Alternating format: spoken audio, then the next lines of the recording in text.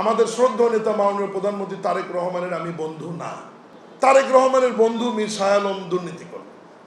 তারেক রহমানের বন্ধু মীর শাহ আলমের সম্পদ 8 গুণ বাড়ল। আমার নির্বাচনী হলফনামা, এটা আপনি এখনই ক্লিক করলে পাবেন। এটা তো গোপনীয়তা না, এটা নির্বাচন কমিশনের সার্ভারে দেওয়া আছে, যে কেউ এটা বের করতে পারবে। ওখানে আমার সম্পদ কি, আমার সন্তান কয়টা, আমার মামলা কত ছিল, আমার ব্যবসা কি কি, আমার ট্যাক্স কত পে করি, আমার মূলধন কত, আমার ব্যাংক ঋণ কত, আমার সম্পদ কত, পুরোপুরি আমার হলফনামাতে আমি দিয়েছি না।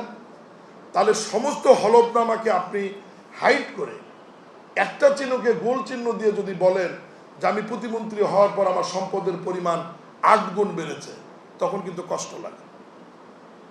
আপনি ওখানে সম্পত্তি দেখালেন 31 শতক, কিন্তু আমার হলফনামাতে তো সম্পত্তি দেওয়া আছে 1835 শতক। তাহলে কোথায় 1835 শতক আর আপনি হাইলাইট করলেন 31 শতক। হ্যাঁ, আমার উপজেলায় আমি মন্ত্রী হওয়ার পরে সম্পত্তি কেনা হয়েছে, এটা আমি অস্বীকার করছি না। আমার কোম্পানির নামে সম্পত্তি আমার সন্তান কিনেছে। নতুন ইন্ডাস্ট্রি করার জন্য সম্পত্তি কেনার প্রয়োজন হলে সম্পত্তি কিনবে না? অবশ্যই কিনবে, কিন্তু সেটার আয়ের উৎসটা কি সেটা আপনারা দেখেন, সেটা তদন্ত করুক। ট্যাক্স অফিস আছে, তারা দেখবে যে সেটা বৈধ না অবৈধ। ব্যক্তি নামে তো কোনো সম্পত্তি কেনা হয়নি।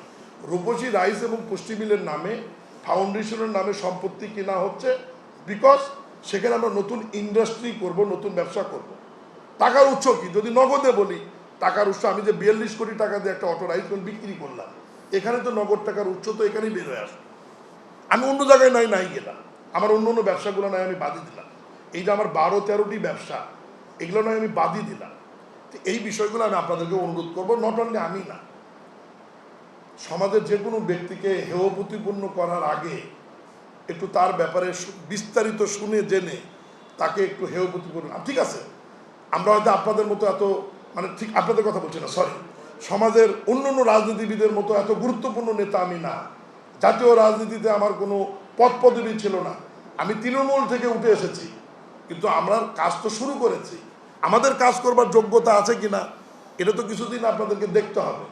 আমি শুরুতেই যদি আমাকে ধাক্কা মারা হয়, শুরুতেই যদি আমাকে টার্গেট করা হয়, তাহলে তো আমার যেটুকু মেধা মহান আল্লাহ আমাকে দিয়েছে, আপনাদের চাইতে কম অথবা বেশি বা সমান, এইটুকু মেধার বিকাশ তো আমি রাষ্ট্রীয় কাজে বা আমার মন্ত্রণালয়ে আমি তো দেখাতে পারবো না। এইটুকু সুযোগ তো আমাকে করে দিতে হবে কাজ করার।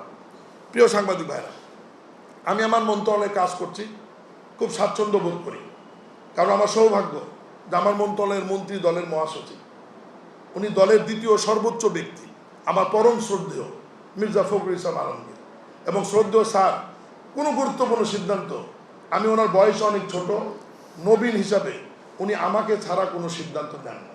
যে কোনো বিষয়ে উনি আমাকে ডাকেন অথবা খবর দেন, আমি গিয়ে ওনার কাছে বসলে উনি বলে যে আমরা এটা এইভাবে করতে চাচ্ছি, আমরা এক সম্মিলিতভাবেই পরিচালনা করছি। আর আমার নিরাপত্তার জায়গাটা হচ্ছে যে সর্বোচ্চ ফাইল শেষ জায়গা স্বাক্ষরের জায়গা হচ্ছে মাননীয় মন্ত্রী, আর উনি হচ্ছে মির্জা ফখরুল ইসলাম আলমগীর। তাহলে আমার নিরাপদ, আমার প্রোটেকশনের দেওয়ালটা তো এখানে আছে। আমি তো ফাইনাল অথরিটি না আমার মন্ত্রণালয়ের, আমার পরেও ফাইলটা তার কাছে যায়। যদি ওখানে কোনো অন্যায় থাকে, নেগেটিভ কিছু থাকে আমার স্বাক্ষরের পরে, তাহলে তো মাননীয় মন্ত্রী সেটা ফেরত দিতে পারবেন বা ওটা অ্যালাউ করবেন না। এই জন্য আমি মনে করি যে এই দিক থেকে আমি স্বাচ্ছন্দ্য বোধ করি এবং নিজেকে নিরাপদ মনে করি যে একজন সজ্জন ভদ্র মানুষ আমার মন্ত্রণালয়ের মন্ত্রী হিসেবে দায়িত্ব পালন করছেন। আপনার সময় সময় আসবেন যে কোনো বিষয়ে, তবে আমি আপনাদের কাছে অনুরোধ করবো যে মন্ত্রণালয় সংক্রান্ত ম্যাক্সিমাম বিষয়গুলো আপনার মাননীয় মন্ত্রী শ্রদ্ধেয় মির্জা ফখরুল ইসলাম আলমগীরের কাছ থেকে জানলে সবচেয়ে ভালো হবে। কারণ আমার কাছ থেকে সবসময় জানতে চাওয়া, হয়তো আমি বলবো আপনাদের সম্মানের খাতিরে, কিন্তু উনি মেসেজটা দিলে মন্ত্রণালয়ের, এটা জাতির কাছে এবং সরকারের জন্যে সবচাইতে সম্মানজনক হবে। কিছু কিছু নিউজ আসে, আমি মাঝখানে একটা সাক্ষাৎকারে বলেছি যে তারেক রহমানের বন্ধু মীর শাহ আলম দুর্নীতি করল, তারেক রহমানের বন্ধু মীর শাহ আলমের সম্পদ 8 গুণ বাড়ল। এই যে কথাগুলো, তারেক রহমান, শ্রদ্ধেয় তারেক রহমান বড় হয়েছে, পড়াশোনা করেছে ঢাকা শহরে। আমার জন্ম, আমার বেড়ে ওঠা, আমার পড়াশোনা বগুড়া এবং সিংহতে। ওনার সঙ্গে আমার রাজনৈতিকভাবে সাক্ষাৎই হয়েছে 93-94 সালে, আমি ছাত্র দলের সেক্রেটারি হবার পরে। যখন উনি বগুড়া যাওয়া আসা শুরু করলো। কোনোভাবেই আমি আপনাদের মাধ্যমে আবারও বিনয়ের সাথে অনুরোধ করি যে এই বিষয়টি কখনোই কেউ নোটিশে বা নজরে নিয়ে আসবেন না। কোনো কারণেই কোনোভাবেই আমাদের শ্রদ্ধেয় নেতা মাননীয় প্রধানমন্ত্রী তারেক রহমানের আমি বন্ধু না।